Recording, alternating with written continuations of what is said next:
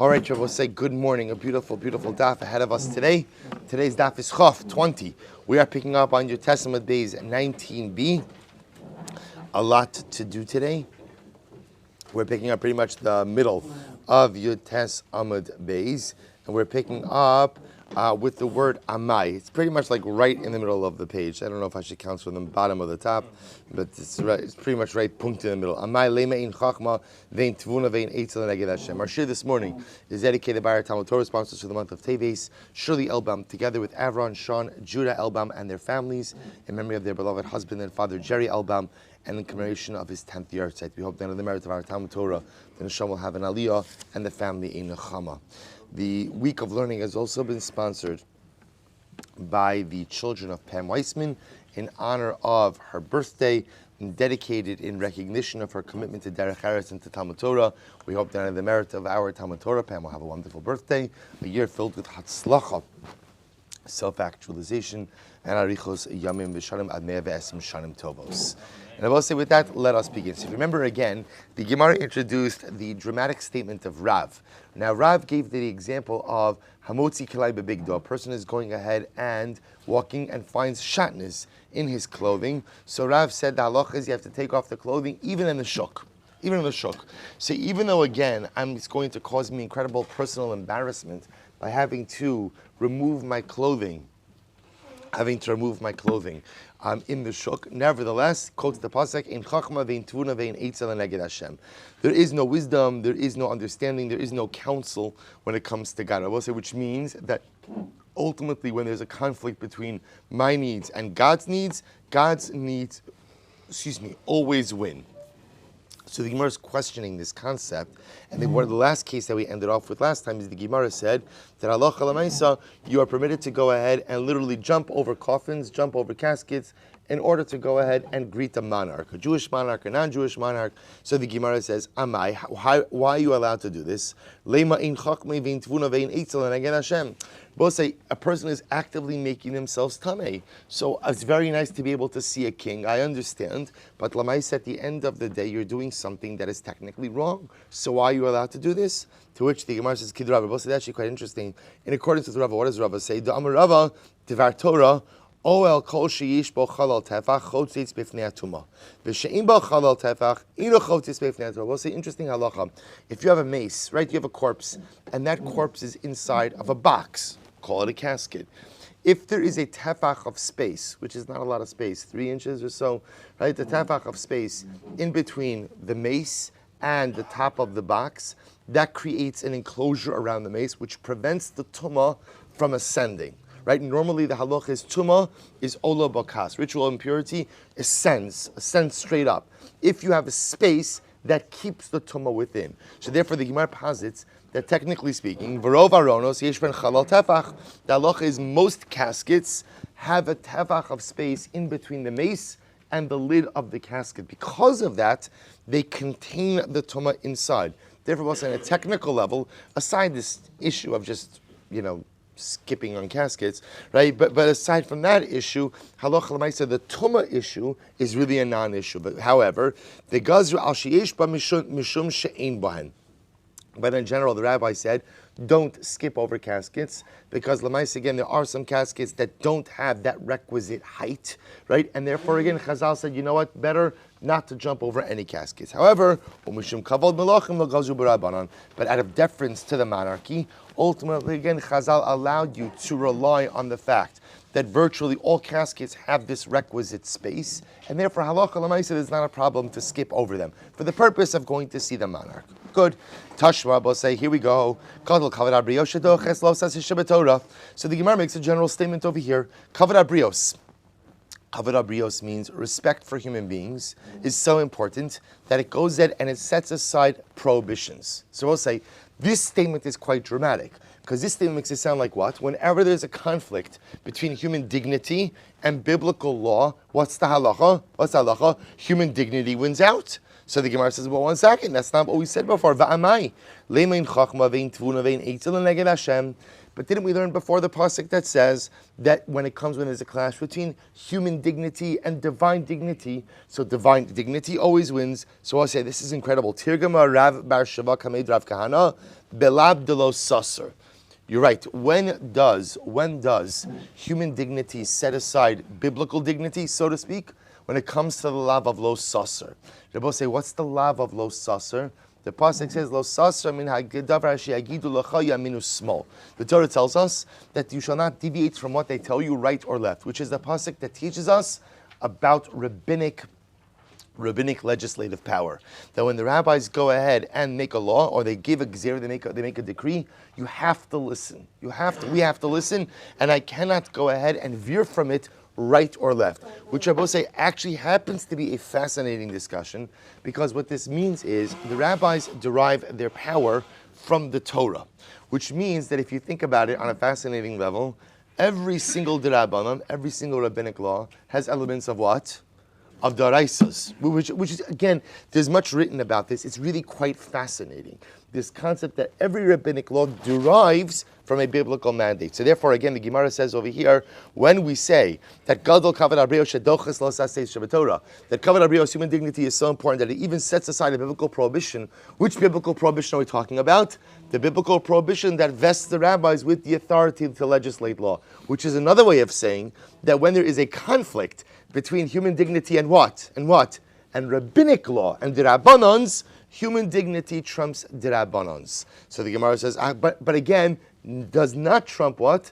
Does not trump the oraisas, does not trump biblical law. So achichu alei. So this is very interesting. So ultimately, again, when Rav Shiva gave this explanation, they laughed at him.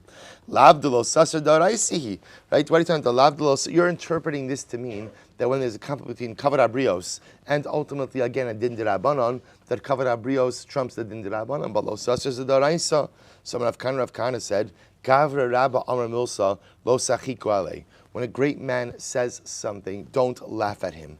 Kol mili dirabanan asmechinu alav de lo saser umishum kavodo shara rabbanan. So we'll say again here, Rav Kahana just explains it, that what Rav Shavar meant to say is as follows, that ultimately the rabbi's ability to legislate law comes from a biblical directive. Specifically comes from the lav of lo saser min adavar shegidu lecha yaminu small.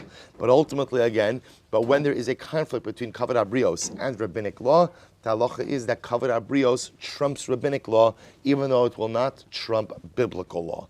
Tashma, we'll say another kasha. Tashma, Visalanta, we'll say it's very interesting. Now Visalanta, so we're going to see a very unique reading of this pasuk. So the way the pasuk reads is as follows: you shall not see. It does like you shall not see. We'll see what it means in just a moment. You shall not see the ox of your brother or the sheep of your brother lost or straying in the path. And you shall hide yourself from them. Hashev teshivim la'achecha. Return it to your brother. Which I will say is another way of saying, just to translate this normally, is if you see your brother's lost object, don't pretend like you don't see it, but rather, again, take it and return it to your brother. But I will say the phraseology of the pasuk is strange, because v'hisalamta mehem literally means what? Literally means what? You shall hide yourself from it. Right? You shall hide yourself, which sounds like the Torah. I understand from the context that the Torah is telling me, don't hide yourself from it. But a literal translation almost sounds like the Torah is telling me, hide yourself from your brother's lost object, which I will say yields to an incredible drasha. There are times where I pretend like I don't see the lost object, which also that's what I'm saying. There are times where I don't have a mitzvah of hashavas aveda. I don't have an obligation to return lost objects. What are those times? Okay,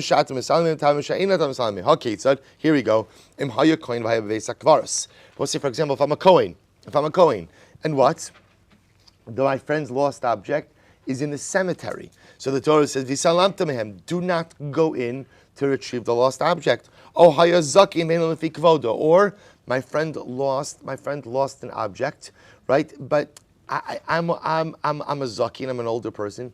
It's not about kavadik for me to go ahead and start retrieving that lost object. So that has to do with the nature of the object that was lost. So listen to this. The halacha is that this is not our topic for now, but when you fulfill the mitzvah of Hashavas Aveda, you have the right to ask for compensation for lost wages. So if I go ahead and I see your lost object, I'm happy to do the mitzvah, but if I do the mitzvah, I'm going to miss out on work and miss out on lost wages. So when I return the object to you, the owner of the object, have an obligation to compensate me from lost wages. I will say, what happens if halacha l'maisa, the value of my lost wages far exceeds the value of the object? So the halacha is, all right, I have a deal. I have a $5 million deal that's about to close. I see you lost a sock. Now, it's a very special sock to you. I understand your grandmother wove it. You know, it's beautiful. And I recognize you because you always talk to me about it. So I'm going to go ahead and I want to get it for you.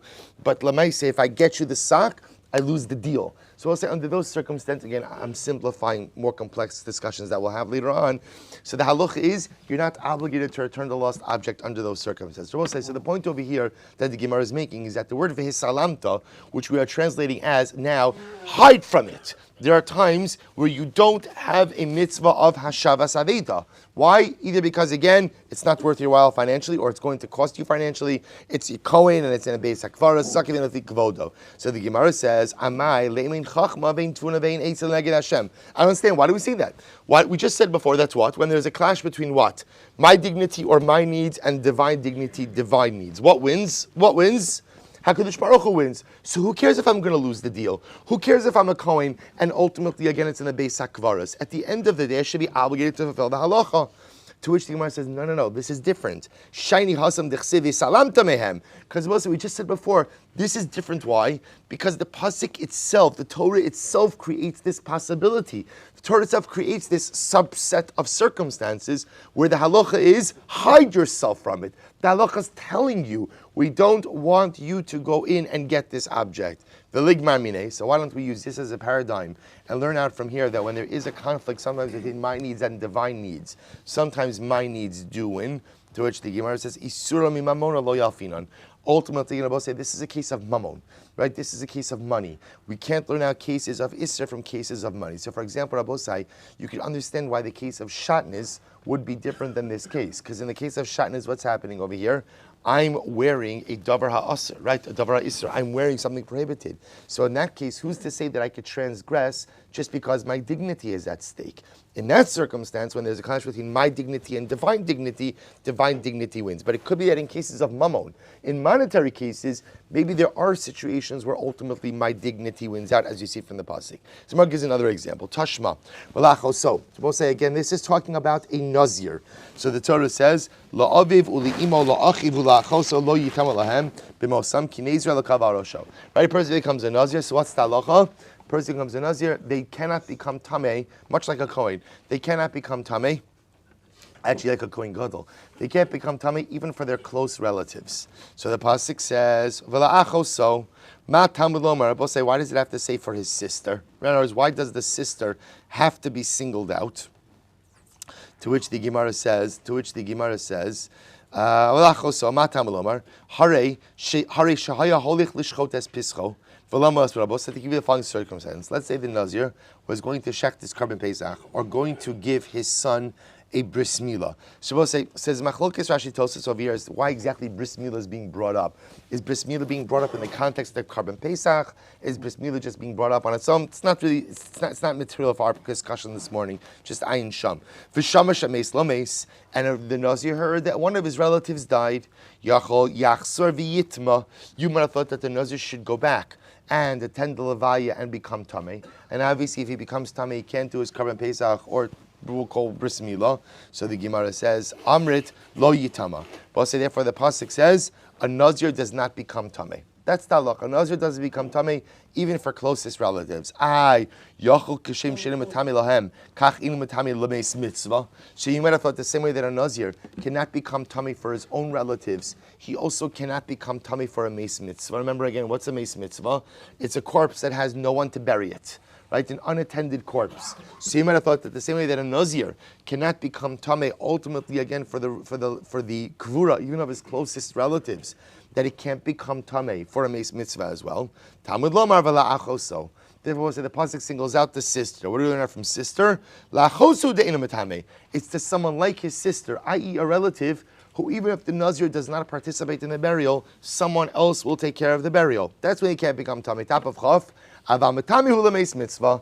But a Nazir is permitted to go ahead and become Tameh for a Meis Mitzvah. Then I will say, why is a Nazir permitted to become Tameh for a Meis Mitzvah? Because what is a Meis Mitzvah? What is Meis Mitzvah? So look at Rashi, Tap Rashi, and Chaf Amud Aleph. Aval Matami Hu L'Meis Mitzvah. V'hu Kavod Abrios. Because I will say, a Meis Mitzvah is a corpse that's lying there. There's no one to bury it. It is such a degradation to the person who died to remain unburied. So the Nazir is permitted to go ahead and bury the Meis Mitzvah. So what do you have happening over here? You have a clash between the dignity of the corpse and between the dignity of God. God tells the Nazir, if you're a Nazir, then what?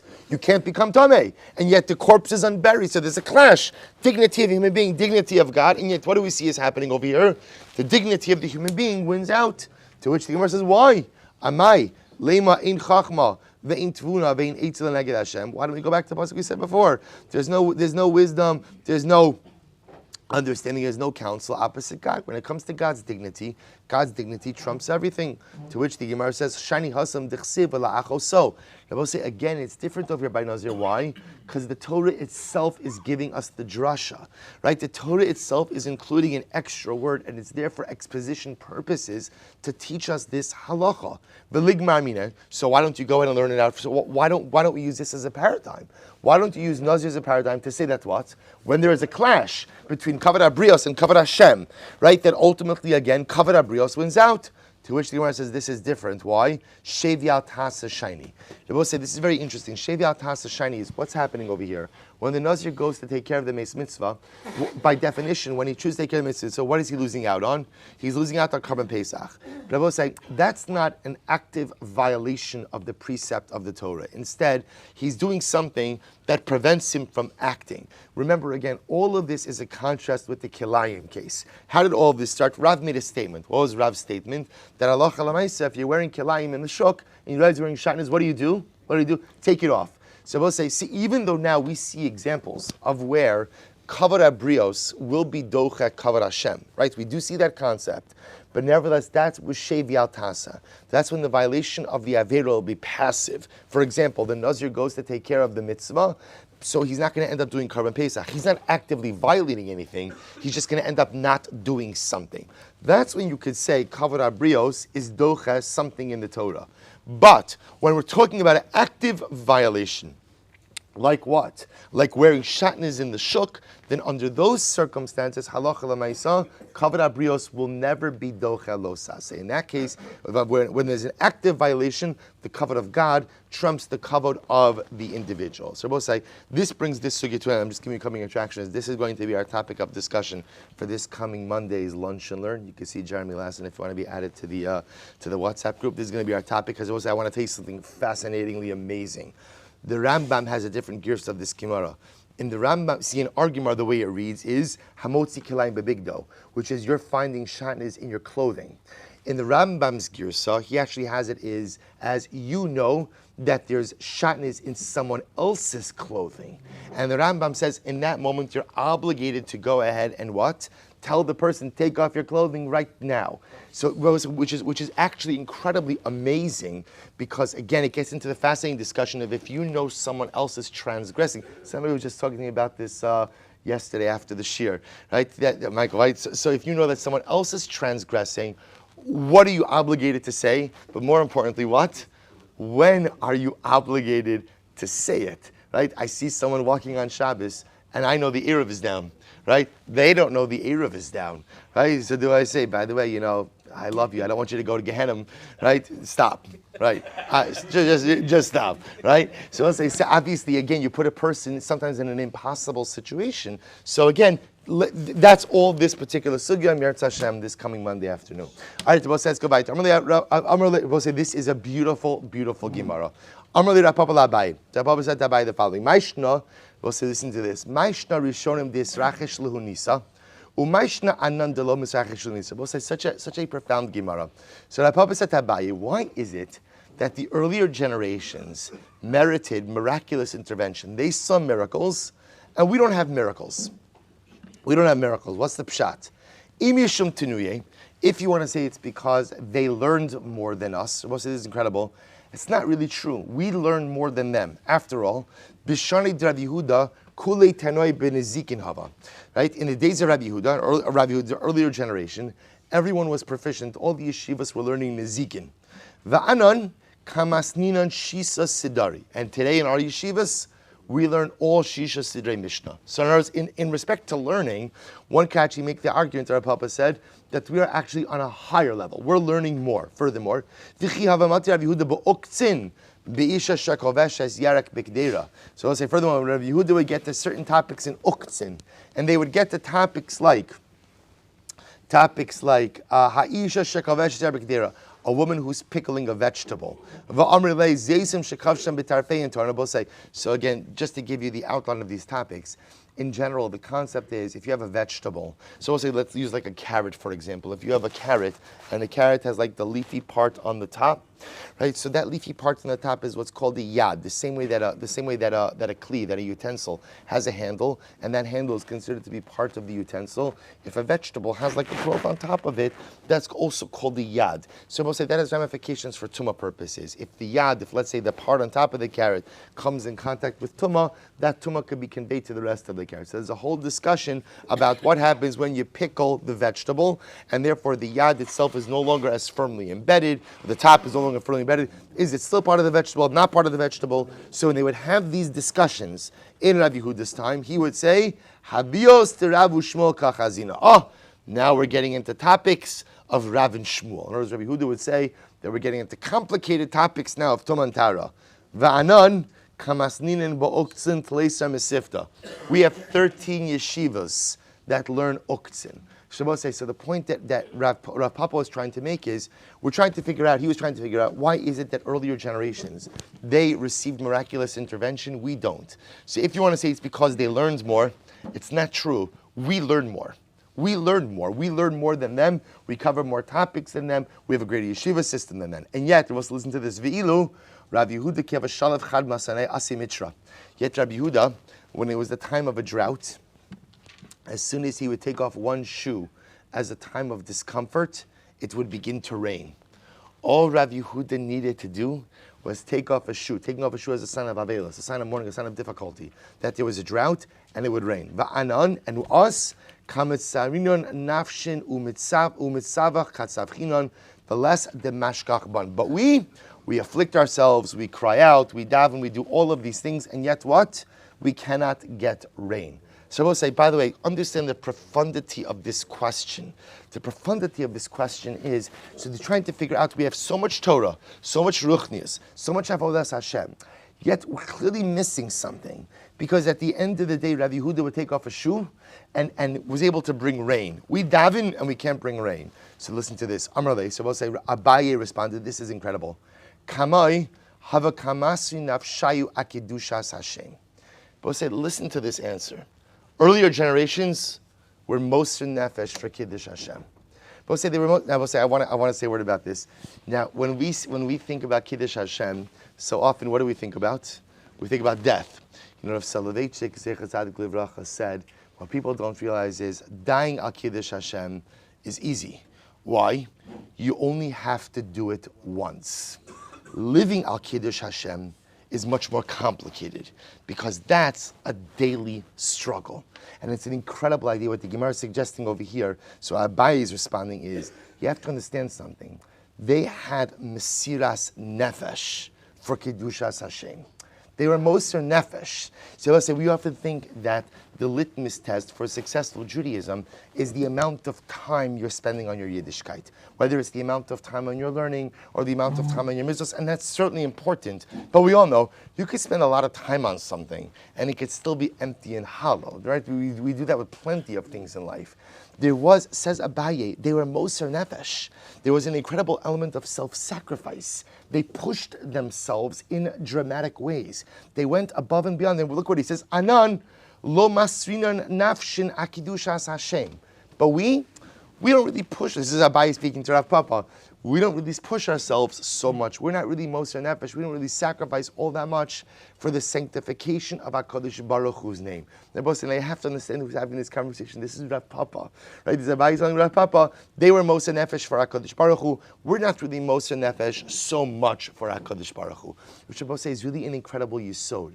To ask myself, how much am I Moser Nefesh? Not how much do I put in. I will say Mesiras Nefesh means sacrifice. How much do I sacrifice for my Yiddishkeit? See, a lot of times I'm willing to do something as long as it's comfortable and doesn't demand all that much of me.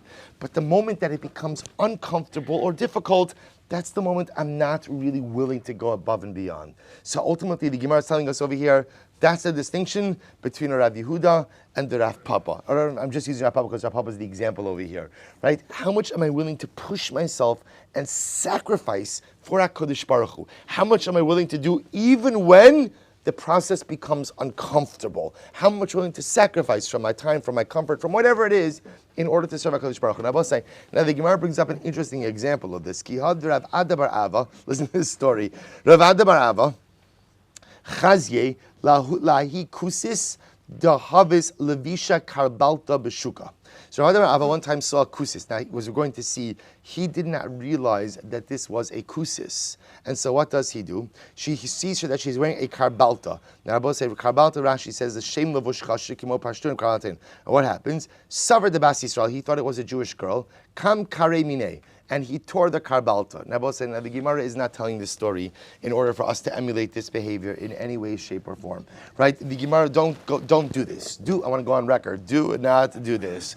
Let's say what it's saying over here is this. So first of all, this karbalta, the Maharsha points out, was like a flaming red garment, which was considered to be a fundamental lack of tznius, a fundamental lack of modesty. So if Adar Ava saw what he perceived to be a fundamental lack of modesty, he could not take the transgression that he saw, and so he stepped in and he tore the karbalta. Obviously, we're talking about a situation where it would not compromise ultimately the tznius of the woman.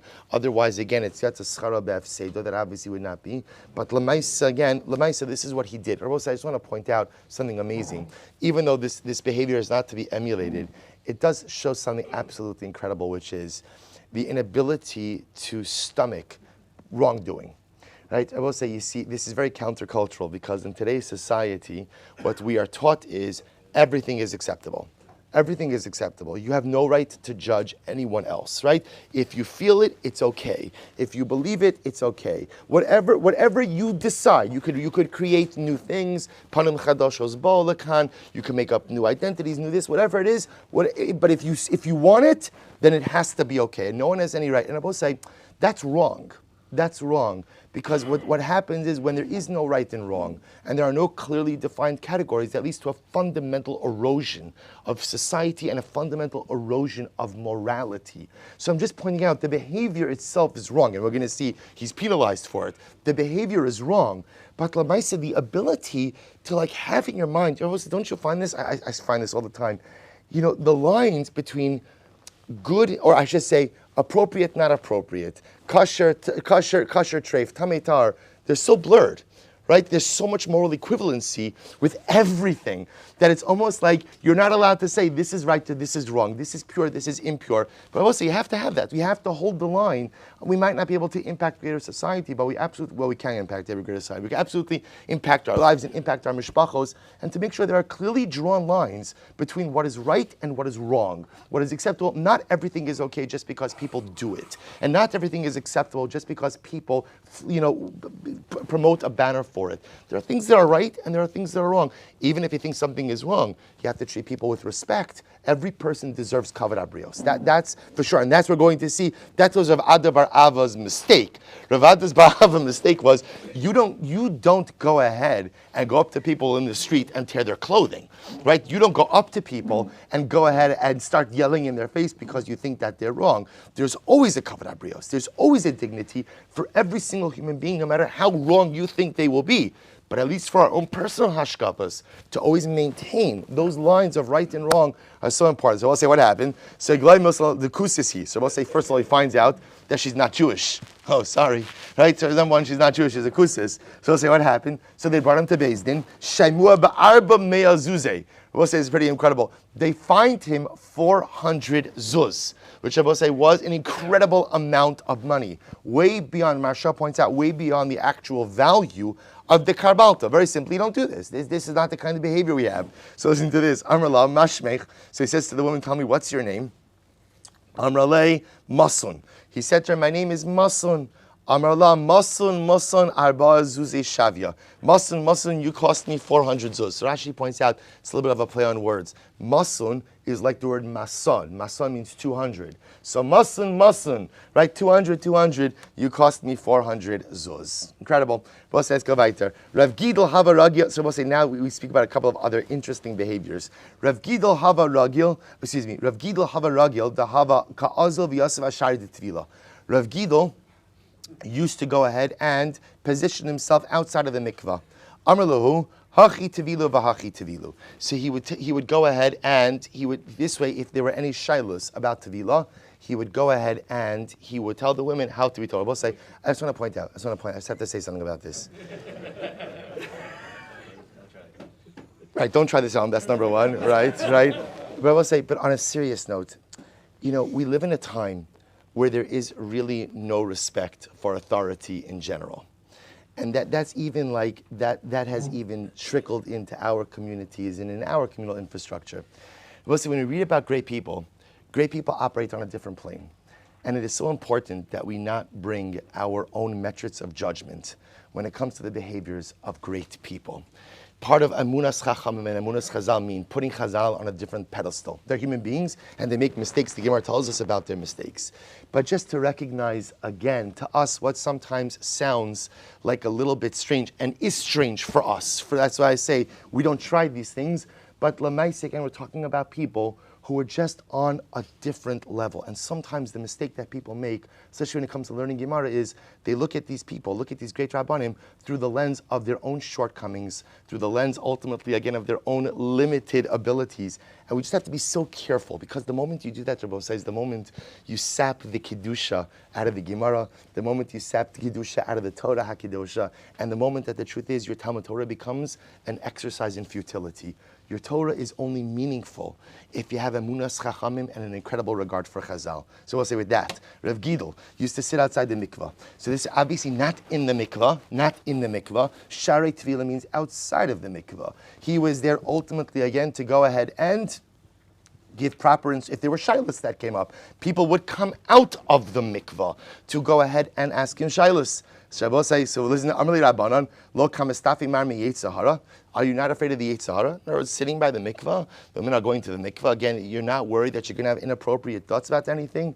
Amr Lahu, he said to them, Damyon ba'apai ki kakoi chiyuri. In my eyes, they look like white geese. So what he's saying over here is, Baruch Hashem, obviously on a different kind of level, Rav Gidel was, that he didn't have this Yetzirah, that it didn't elicit anything inappropriate. Obviously the white geese, meaning a sign of purity. I see Jews, ultimately, who are going ahead and going to try to achieve purity.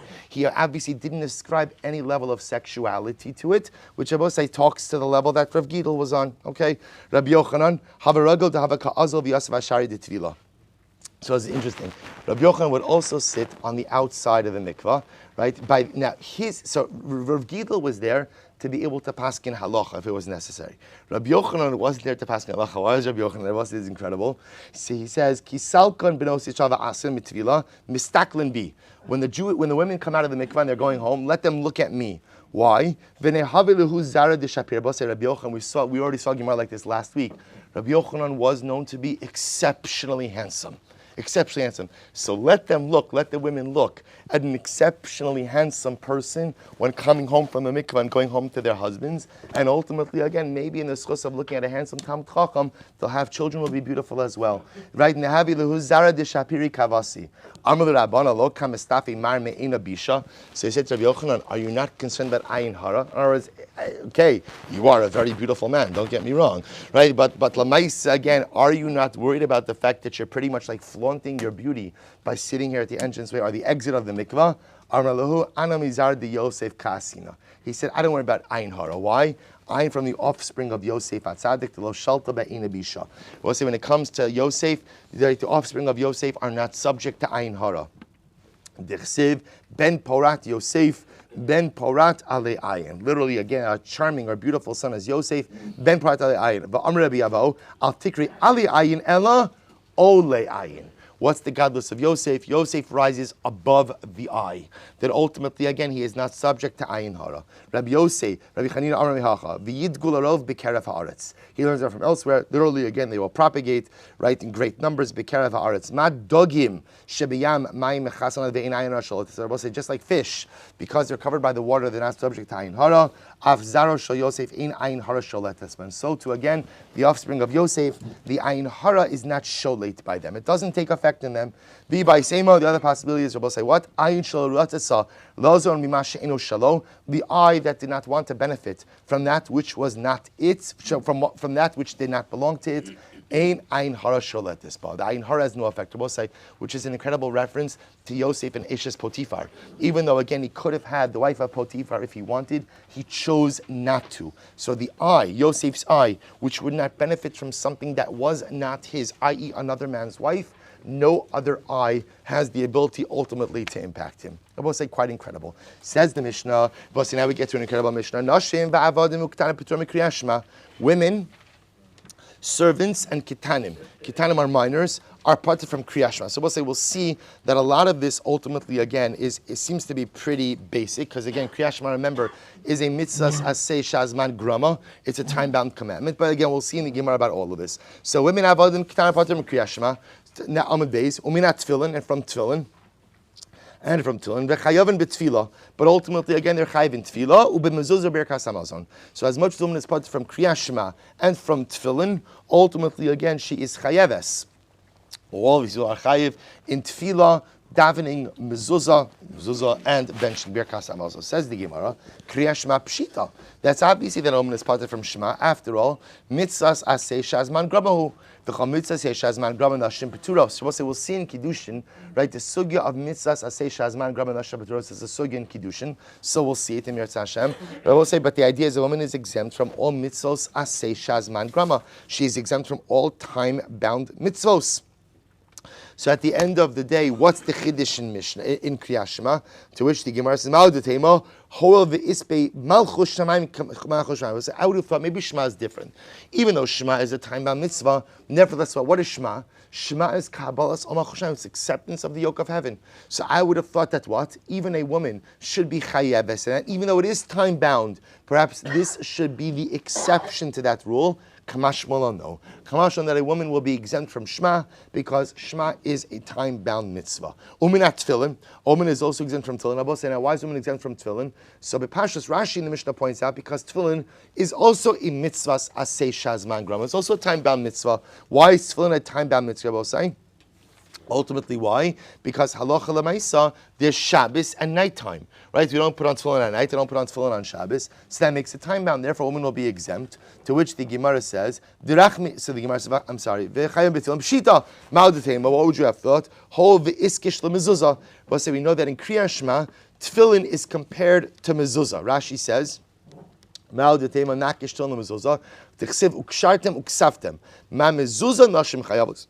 Just like woman is chayavis in mezuzah, have tefillin Hashem chayavis. So we'll say since the mitzvos of tefillin and mezuzah are juxtaposed, I might have thought that just like a woman is chayavis in mezuzah, she's going to be chayavis in tefillin. Kamash malon not. The chayavin betefillah, and a woman is chayavis in tefillah. Dirachamininu. I will say for one simple reason, because ultimately again, tefillah is rachami, right? Tefillah. What is prayer? Prayer is divine supplication, right? At the end of the day, Baruch Hu, I need your help. So it makes sense that a woman should be obligated in that as well. Why? What would you have thought otherwise? Ma'odetema holuk sivba erev avoker v'tzaharayim. Since Rabbi said the pasuk of Tehillim, when it makes reference to tefillah, says erev vavoker v'tzaharayim. In the morning, or I should say in the evening, in the morning, and in the afternoon. Asicha, I will converse with you. David HaMelech is talking about tefillah. And he says that tefillah applies in the morning, in the afternoon, and in the evening. So I might have thought, Kemitzas aseh shazman gramadami. Ultimately, again, I would have thought that it's like a time-bound mitzvah. Kamashon that it's not. Kamashon, they both say that tefillah, they both say, interestingly enough, when we speak about the woman's obligation in tefillah, the fact that the Gemara understands that tefillah is not time-bound indicates to us that although a woman may have an obligation to daven, lav dafka that she has an obligation to daven, let's say shachris, mincha, ma'ariv. There just may be a more basic obligation of tefillah. So again, not our topic. We'll see this more in the fourth parak, but just understand what we've just proven is that she has an obligation to daven. What she has an obligation to daven, Emirat Hashem, still remains to be seen. Ubimazuzah, a woman, and again, I'm using woman, but remember again, it's nashim, avodim, kitanim. A woman will be chayeves in mezuzah. I take that back. We're talking about nashim now. So mezuzah, pshita. A woman will be chayeves. It's obvious she's chayeves in mezuzah. Ma'adetema, hov iskish Talmud Torah. But it's actually very interesting. Mezuzah is compared to Talmud Torah. If you look at Rashi, Rashi says nakish mezuzah Talmud Torah. Dechsev v'limaratem osam es b'neichem u'besamich le uksaftem. So let's listen to this. Seichem. Right, you're obligated to teach your sons and obligated to teach Torah. I will say, what does that mean? So remember again, that doesn't mean that women don't learn Torah. Of course women can learn Torah. Women should learn Torah. Right? The idea is who has an obligation ultimately again in Talmud Torah. So a woman can and absolutely should learn Torah. Is it obligatory? So the truth is, this is part of a bigger discussion because I think one could make the very cogent argument that contemporarily it is exceptionally important for women to learn Torah. But Lamais, again, that doesn't necessarily result in an obligation. So there's a difference, just a technical difference. Good, absolutely encouraged, absolutely should. Obligatory? Probably not. Because the part says you shall teach your sons. So both say right after that, right after the obligation of Talmud Torah, comes the mitzvah of mezuzah. So read Rashi. V'samach le'uksaftem ma Talmud Torah noshim beturos v'afak avdin azman grama patshinu d'chsiv es b'neichem v'lo b'nosechem af mezuzah noshim beturos kamashmon noshim chayavos. So we'll say ultimately again, I might have thought that since mezuzah is linked to Talmud Torah, just like women are technically exempt from Talmud Torah, so too they should be exempt ultimately from mezuzah. Kamash malon, not like that. Now, we'll say, interestingly enough, if you look at the rest of that Rashi says kamash malon denashim chayavos d'chsiv l'ma yirbu yimechem. Gavri bo chai, nashi lo bo chai. So what's the interesting when it comes to mezuzah? So the lashon of the pasuk is l'man yirbu, right? You put up the mezuzah in order that you will have longevity. So the Gemara says, is it only men who require longevity and women don't require longevity? So therefore, again, women are, so the Havamina is, I might have thought that since mezuzah is juxtaposed to Talmud Torah, just like a woman is parted from Talmud Torah, so too she should be betura from mezuzah. Kamashan, that's not the case. Kamashan, that she is chayaves in mezuzah. Ubebirkas hamazon. Both is actually quite interesting as well. And she's chayaves in benching. Pshita, that's obvious. Ma'odetema, what would you have thought? Hoiluk sibbeseis Hashem lochem be'erev basar lecho v'lechem babokir lisboa kimitzah seishazman gramadami. Because we'll say the Gemara quotes the pasuk over here. The Gemara quotes the pasuk from Shemos when actually speaking about the man, right? And speaking about, Moshe Rabbeinu is speaking about the fact that Klal Yisrael is complaining. Even though what? They have basar in the morning, basar in the evening. So in speaking about eating, Moshe Rabbeinu frames the acts of consumption as ba'erev and babok. You're eating in the morning, you're eating in the evening. Simon, I thought, therefore, again, that eating Birkas Hamazon is a mitzvah aseh shazman gram. Since Moshe Rabbeinu was talking about the act of eating and framing it in the morning and the evening, Kamash that alocha lamaisa, benching is not considered to be a mitzvah aseh shazman grama, and therefore nashim are chayavos. So we'll say this opens up a fascinating discussion. Amar Ravad Barava, nashim chayavos b'kiddush hayom. Women are obligated in kiddush. Very interesting halacha. We'll say women are obligated in kiddush. This is kiddush on Shabbos, kiddush on Dvar Torah. Mid oraisa, women are chayavos in kiddush. So the Gemara says, Amai, why is that? Mitzvah saseh shazman gramahu. Isn't kiddush a time-bound mitzvah? V'chol mitzvah saseh shazman grama nashim peturos. And women are exempt from all time-bound mitzvos. To which the Gemara says, Amar Abaye midrabanan. Einach inami, you're right. Women are chayavos in kiddush, but only midrabanan. Was it? That's not what you said. Amar lei Rava v'had dvar Torah ka'amar. That's not what you said. Remember again, Rabbi say, how did this statement begin? Rav Bar Ava said, Noshim chayavos b'kiddush yom dvar Torah. So dvar Torah means what? Dvar Torah means what? D'oraisa, not d'Rabbanan. Amar Rava says like this. I'm sorry, va'od kol mitzvos asay nechayavim midrabanan. Furthermore, if you're going to say that they're chayavos in kiddush midrabanan, and kiddush is a mitzvahs asay shazman grama, then what? You should make them chayavos midrabanan in what? In all mitzvahs asay shazman grama. Rather, Ela Amar Rava, you're right. Amar Kra Zachar v'Shamar.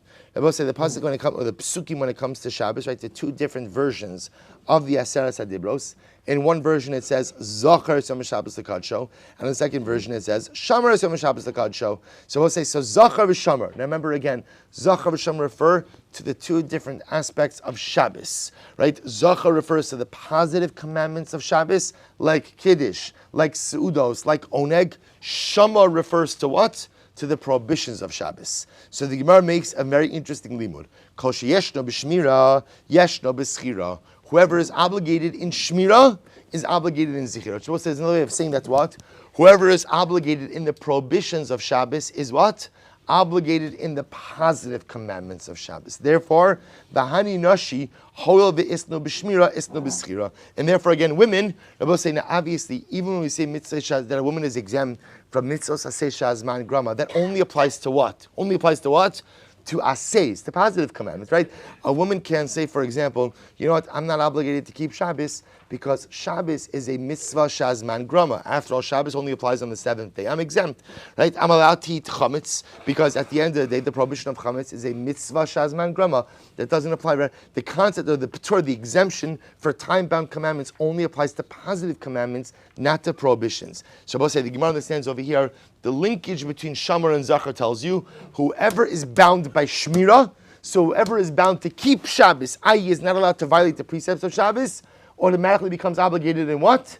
In the positive commandments of Shabbos. Therefore, again, because a woman has an obligation of Shmiras Shabbos, therefore she also has an obligation of Zechiras Shabbos. And therefore, Allah Lamaisa, the Gemara is saying that a woman has an obligation of Kiddush Midaraisa.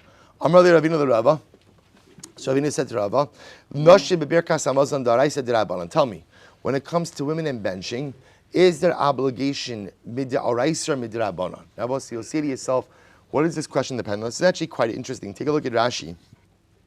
Noshim bebirkas hamazon daraisa d'chsiv yachalta v'savata v'aved mitzvah saseh sheres man grama. So we'll say, on one hand you could say, you should be obligated biblically. Why? Because when it comes to Shema, what does the Torah say? V'yachalta v'savata, which means what? Which means what? If you eat and you are satiated, then Allah Chalam, you bench. It's not dependent on time, right? Whether you go out and eat in the morning, eat in the evening. So they're chayiv.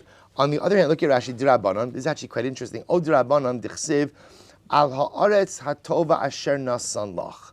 Both side, the pasuk by benching says, you'll thank Hashem for the food and for the land that He has given you. That land is a specific reference to Eretz Yisrael. Now, we know Rabbi said that ultimately, again, the land of Israel was divided up amongst the male members of the Shvatim, right? Not amongst the women. The exception to that, of course, was who? Was Bnos Slavchad. But even Rashi points out, Bnos Slavchad didn't get their own portion. What did they get?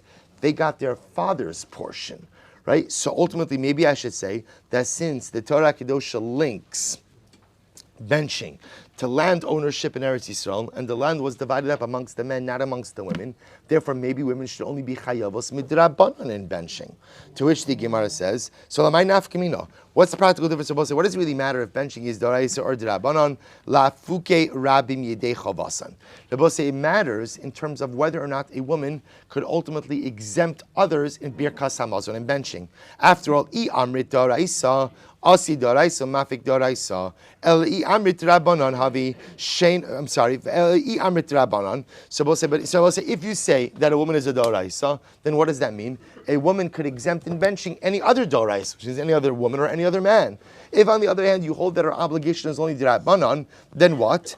Havi davar sheina mechuyev davar. So we'll say v'chol sheina mechuyev davar eina motzi es harabim yedei chovasan. So we'll say, so this leads to an interesting question, which is, if you hold that she's a drabanan, so at at most she could be motzi, maybe another derabanan, but what? Certainly cannot be motzi someone who is a chiyuv d'oraisa. Because Rabbi say in general, in order to be motzi, in order to help, in order to discharge someone else's obligation, you must what? You must be on the same halachic level of obligation as that person. If I only have a chiyuv d'rabanan, I cannot discharge the obligation of someone's d'oraisa. So that's the shayla. Who's up, right? What's the level of a woman's obligation? Is she a d'oraisa, or ultimately again is she d'rabanan? Rabbi say we'll stop over here. We'll Emir Hashem pick up with this question. Emir Hashem b'shah tov in tomorrow's daf.